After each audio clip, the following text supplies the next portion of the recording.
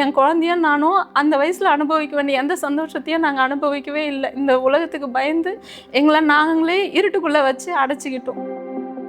என்னுடைய பேர் வந்து மணிமேகலை.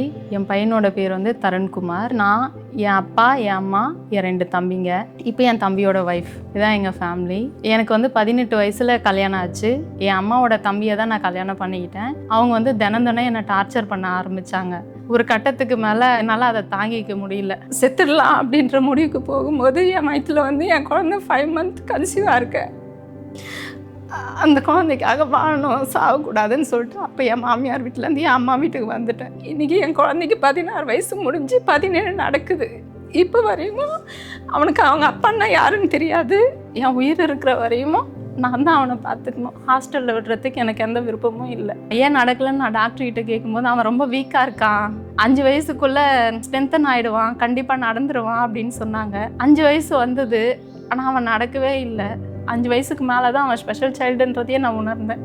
தனியாக போராடுறத விட கூட இன்னொரு சப்போர்ட் இருந்திருந்தா வேறு ஏதாவது முயற்சி பண்ணியிருக்கலாமோன்ற கஷ்டம் வந்து எனக்கு இப்போ வரைக்கும் இருக்குது. சந்தோஷமாக விளையாட யாருமே வரமாட்டாங்க. அவனை பார்த்து பயந்து ஒதுங்கி தான் போவாங்க.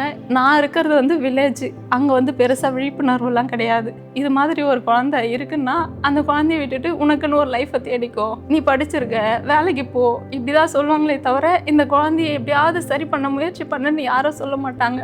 என்ன பாவம் பண்ணீங்களோ அதனால தான் இப்படி அந்த குழந்தை இருக்குது, இந்த குழந்தை வந்து மொண்டி குழந்தை, இப்படி தான் சொல்லுவாங்க. அதை தாங்கிக்கிற சக்தி ஒரு அம்மாவாக எனக்கு இல்லை. ஃபஸ்ட்டு டிகிரி கம்ப்ளீட் பண்ணிட்டேன். அதுக்கப்புறம் தான் எம்ஏ முடித்தது, பிஎட் முடித்தது எல்லாமே என் பையன் பிறந்ததுக்கப்புறம் தான். குழந்தைய வச்சுட்டு ஸ்கூலில் ஒர்க் பண்ணிகிட்டே படிக்கவும் ஆரம்பித்தேன். குழந்தையா இருக்கும்போது எனக்கு அந்த அளவு தெரியல. நாளுக்கு நாள் அவன் வளர வளர என்னால் தனியாக தூக்க முடியல.